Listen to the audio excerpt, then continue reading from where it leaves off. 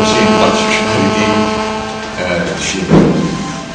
Aujourd'hui, comme l'appel a été lancé sur Facebook et un petit peu sur les médias, une conférence sur le garde du site, enjeux et perspectives. C'est un appel à une conférence qui a été lancée par un collectif qui a été créé dernièrement, c'est le collectif national des libertés citoyennes. C'est pas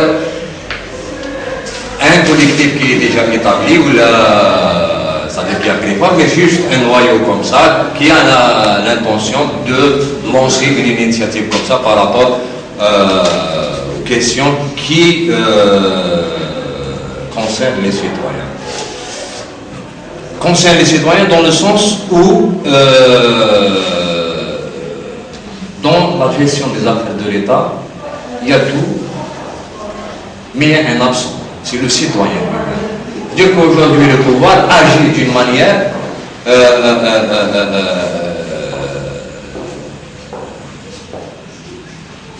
oui, il y a doula privée, c'est-à-dire c'est la privatisation de l'État. دولة ما ولاتش دولة كاع اللي فيها مكونات اللي فيها شعب فيها قوانين فيها مؤسسات اللي هي تأسس للدولة هذه ولا النظام هذايا il décide comme il veut. C'est-à-dire il décide d'exploiter les gaz du site, il décide de donner 5 milliards de dollars à la famille, il décide d'effacer les dettes à les agriculteurs, il décide d'impliquer l'Algérie dans un conflit sur lequel on ne sait pas du tout où sont les grands enjeux. Le Sahel, ce problème gigantesque qui se pose aujourd'hui, on n'a aucune information. Et ce pouvoir agit d'une manière que le roi D'ailleurs, le ministre il n'y a pas d'issue. On va exploiter le gaz du site, mais en même temps, il propose la loi à la PN. Du moment qu'il n'y a pas d'issue, qu'on doit aller vers les... Mais pourquoi donc proposer cette loi à la PN? C'est-à-dire cette opacité dans la gestion de l'État et qui écarte justement le citoyen de toute décision, de tout débat public, fait qu'aujourd'hui, on se pose la question, si c'est juste un réservoir électoral pour légitimer, entre guillemets, un pouvoir qui n'arrive pas à trouver une légitimité, cette légitimité, ça veut dire la corruption généralisée, et en même temps, il y a une légitimité par rapport à l'extérieur. أنا قد نعطي لك هذه تعطي لي هذه أنا نعطي لك l'Algérie comme champ d'expérimentation et d'exploitation et toi tu me donnes cette reconnaissance entre guillemets.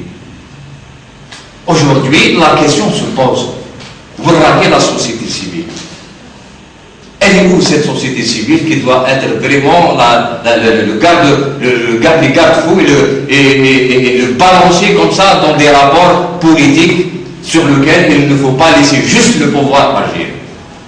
Le garde du site, ce n'est qu'une partie.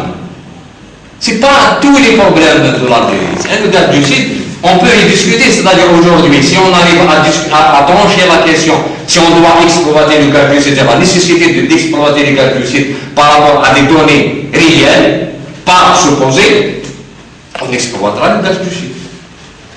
Le problème, c'est tout ça se fait dans l'opacité la plus totale. On n'en sait pas. Qui sont en train d'exploiter le gaz du site. Le ministre dit à l'état de la prospection. Or, en réalité, l'air occidentale, en réalité, on fait l'état d'exploitation de l'air orientale. Et la dernière fois, on s'est posé la question, est-ce que le transfert d'eau ne rentre pas justement dans le cadre de l'exploitation du gaz du site? Ça veut dire alimenter par l'eau. Or que la déviation existe, mais les citoyens de Tamanrasset n'ont pas encore jusqu'à maintenant de l'eau.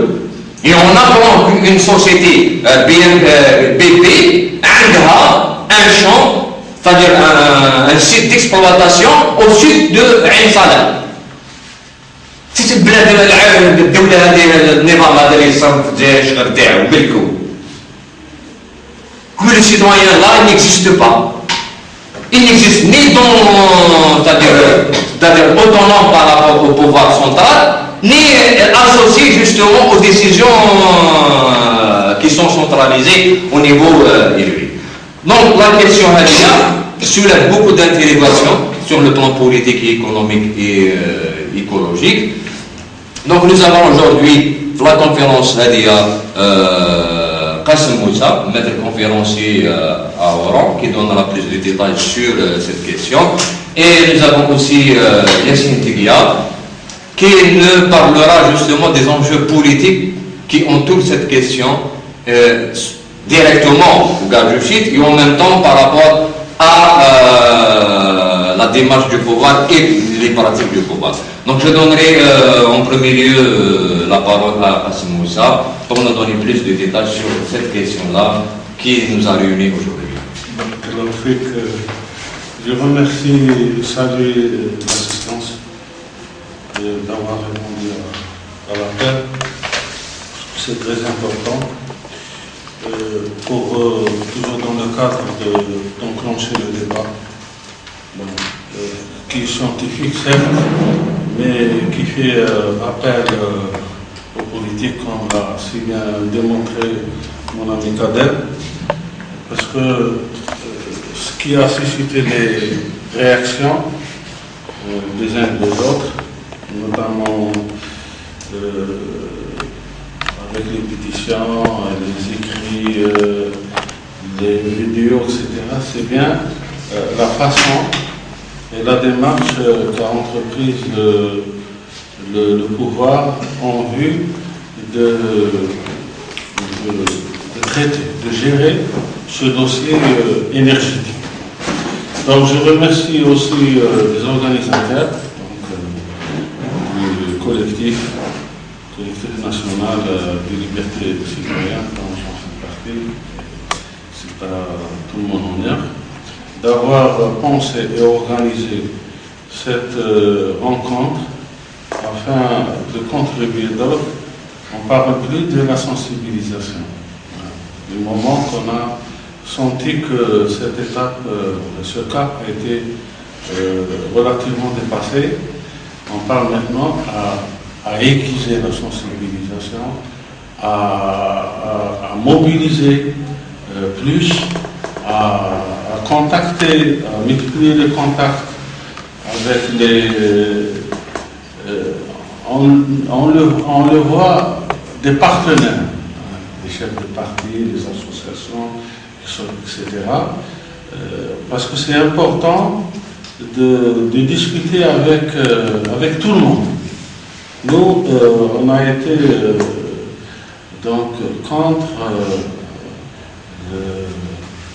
si vous voulez, le fait de cloîtrer cette question au niveau d'une seule idéologie ou d'une seule tendance, comme malheureusement ça a été fait dans un pays qui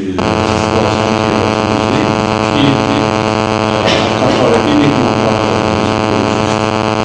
les. Moi personnellement, j'étais contre cet avis, quoique je le suis écologiste, donc je le déclare, mais je crois à la collaboration de tout le monde, parce que c'est une cause nationale, donc qui implique tout le monde, et donc la décision de tous est importante.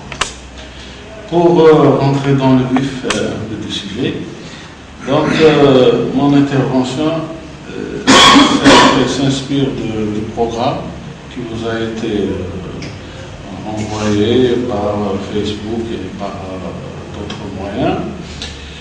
Donc, définition historique sur le gaz de schiste, modalité de son extraction, effet impact sur l'environnement et le paysage sahélien. L'Algérie a-t-elle besoin de recourir à ce type d'énergie?